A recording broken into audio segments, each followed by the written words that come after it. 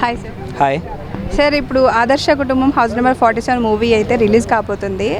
ఇది మామూలుగా ముహూర్తం షూట్లో ఈ మూవీని సంక్రాంతికి రిలీజ్ చేస్తామన్నారుగా, ఇది ప్రీఫోన్ అయింది. అంటే అక్టోబర్ 2కి గాంధీ జయంతి సందర్భంగా రిలీజ్ చేస్తున్నారు. సో దీనిపై మీ ఒపీనియన్ కానీ మీరు ఏమనుకుంటున్నారు, మూవీ ఎలా హిట్ అవుతుందా లేదా అని చెప్పండి. ఒక సినిమా టైటిల్లోనే ఉంది, ఒక ఆదర్శమైన హీరో అంటే మనకు తెలిసినంత వ్యక్తి అయితే నాకు నిజంగా చెప్తున్నా విక్టరీ వెంకటేష్. ఇది సంక్రాంతికి రిలీజ్ చేస్తా అని చెప్పేసి అక్టోబర్ 2కే చేస్తారు కాబట్టి మా లాంటి విక్టరీ వెంకటేష్ ఫ్యాన్స్కి అయితే నిజంగా చాలా హ్యాపీగా ఉంది. నిజంగా చెప్పాలంటే ఆ రోజు ఎట్లా మాకు లీవ్ ఉంటుంది, ఆ రోజు మేము సినిమా థియేటర్లోకి వెళ్ళి చూడొచ్చు కాబట్టి. సో ఏ విధంగా ఒక్క మాటలో చెప్పాలనంటే నిజంగా ఒక ఫ్యామిలీ ఎంటర్టైన్మెంట్ మళ్ళీ వెనుకకు తీసుకురా వస్తుందని చెప్పేసి మనం చెప్పుకోవచ్చు. ఇంకొకటి ఏంటంటే ఫ్యాన్స్కి మాత్రం ఫుల్ పండగ. ఎందుకనంటే విక్టరీ వెంకటేష్ ఒక్కసారి స్క్రీన్ మీద కనిపించిందంటే మనకు తెలుసు ఏమంటారు ఆ నవ్వుల వాతావరణం ఎలా ఉంటుందో. సో ఓవరాల్గా చెప్పాలంటే దీంతోపాటు శెట్టి గారు కూడా ఉన్నారు కాబట్టి ఆమెను కేజీఎఫ్లో లేకపోతే హిట్ 3లో చూసినాము. కాకపోతే ఇది ఒక వైటల్ రోల్ అని చెప్పి చెప్పుకోవచ్చు, ఒక వైఫ్కి ఇచ్చిన క్యారెక్టర్ అని చెప్పి చెప్పుకోవచ్చు. సో అక్కడ చూసుకుంటే మనకు ఆ క్యారెక్టర్ కూడా చాలా ఇంట్రెస్టింగ్ అనిపిస్తుంది. ఇంకా నారా రోహిత్ గారు లాంటి ఒక వర్సటైల్ యాక్టర్ ఉండడం నిజంగా ఒక సినిమాకి ఇంకో బూస్టప్ లెవెల్ ఇచ్చినట్టు అని చెప్పేసి నిజంగా చెప్తున్నా. సో ఓవరాల్గా నాకు గ్లింప్స్ చూస్తే మాత్రం వేరే లెవెల్ అనిపించింది. ఎందుకంటే అక్కడ ఉన్నది మాటల మాంత్రికుడు త్రివిక్రమ్ కాబట్టి మాటలతోనే ఏం మ్యాజిక్ అన్న చేస్తాడు. అంటే కొంత డైరెక్టర్లకి పెద్ద పెద్ద సెట్లు కావాలి, లేకపోతే కొంత డైరెక్టర్లకి గాల్లో సుమోలు ఎక్కియాలి, ఇట్లాంటి థాట్స్ ఉంటాయి. కానీ మా త్రివిక్రమ్ డైరెక్టర్కి మాత్రం జస్ట్ మాటలతోనే ఒక మ్యాజిక్ చేసే పవర్ ఉంది కాబట్టి. సో ఓవరాల్గా అదే డైరెక్షన్ ప్రకారం చూసుకుంటే ఒక త్రివిక్రమ్ ఫ్యాన్ని, ఒక హీరో ప్రకారం చూసుకుంటే విక్టరీ వెంకటేష్ ఫ్యాన్ని.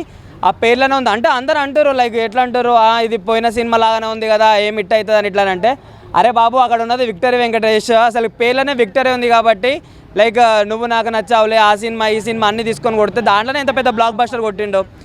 మళ్ళీ ఒక వెంకటేష్తోనే సినిమా తీస్తున్నానంటే ఒక స్క్రీన్ మీద 70mm స్క్రీన్ మీద ఒక ర్యాంపేజ్ ప్రయర్ అనేది మళ్ళీ క్రియేట్ చేయడానికి వస్తుందని చెప్పేసి అనిపిస్తుంది. సో గ్లిమ్స్ చూస్తేనే ఆఫ్ మీల్స్ పెట్టిండు. సినిమా చూస్తే మాత్రం వేరే లెవెల్లో ఉంటుందని చెప్పేసి నిజంగా అనుకుంటున్నా. సో ప్రతి ఒక్కరు చూస్తే అంటే ఈరోజు మధ్యకాలంలో అట్లా మొగడు పెళ్ళం దగ్గర ఏదైతే గొడవలు జరుగుతాయో నిజంగా చెప్తున్నా, మీరు ఎన్ని సినిమాలు పోయినా ఆఖరికి బతుకు జట్కా బండికి ఏ ప్రోగ్రాంలోకి పోయినా సరే మీకంటూ ఒక న్యాయం జరగదు. అట్లాంటిది విక్టరీ వెంకటేష్ సినిమా చూస్తే వైఫ్ని ఎట్లా కంట్రోల్ పెట్టాలి, లేకపోతే వైఫ్ హస్బెండ్ని ఎట్లా కంట్రోల్ పెట్టాలి, ఇవన్నీ మీకు దొరుకుతాయి కాబట్టి ఇట్లాంటి సినిమా మిస్ అయితే నిజంగా మీ కర్మ అని చెప్పుకోవచ్చు.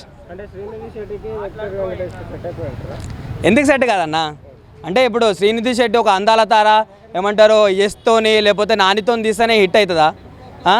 అందరితో చేస్తారు కాబట్టి ఏమంటారు, ఎంత సీనియర్ హీరో అయినా సరే ఏమంటారు ఆ కమ్యూనికేషన్ లేకపోతే మాత్రము ఏ విధంగా చూసుకున్నా సరే త్రివిక్రమ్ అయితే అలో ఇయ్యాడు కదా.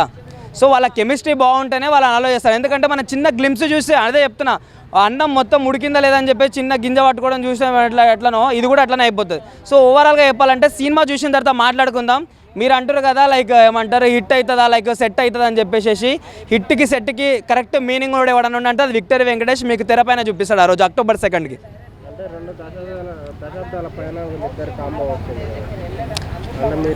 అదే అన్న నిజంగా అదే చెప్తున్నా కదా, ఒక త్రివిక్రమ్ ఫ్యాన్గా ఒక విక్టరీ వెంకటేష్ అసలు డైరెక్షన్ ప్రకారం చూసుకుంటే ఒక త్రివిక్రమ్ ఫ్యాన్గా, ఒక హీరో ప్రకారం చూసుకుంటే ఒక విక్టరీ వెంకటేష్ ఫ్యాన్గా కన్నుల పండుగ మా ముందుగా ఏమంటారు అక్టోబర్ 2కి వస్తుందని చెప్పేసి చాలా హ్యాపీగా ఉంది.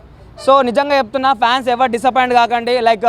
మీకైతే కంపల్సరీ ఫుల్ మీల్స్ పెడతాడు మా విక్టరీ వెంకటేష్ అన్న. దాంతోపాటు నారా రోహిత్ అంటే ఒక వర్సటైల్ యాక్టర్. సో సినిమా మాత్రం ఫుల్ ర్యాంపేజ్ ఉంటుంది.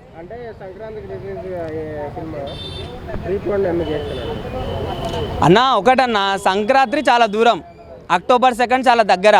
సో మాలాంటి ఫ్యాన్స్ సంక్రాంతికి రావాలని కోరుకోరు. ఇంకా వీలుంటే సెప్టెంబర్లో వచ్చినా మాకు హ్యాపీ, ఒక పండగ వాతావరణం.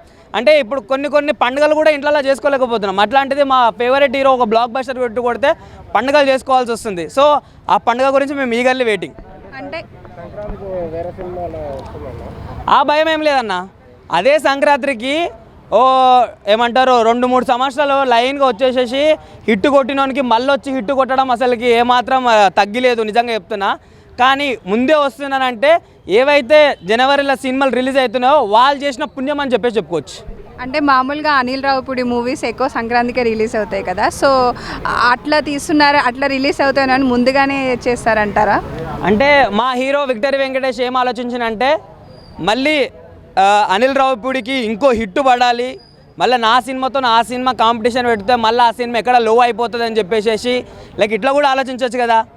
ఎప్పుడైనా చెప్తున్నా ఏ ఫ్యాన్స్తో ఆడుకోండి కానీ విక్టరీ వెంకటేష్ ఫ్యాన్స్తో ఆడుకోండి, ఎందుకంటే విక్టరీ పేర్లో ఉంది, అర్థమైందా? Thank you.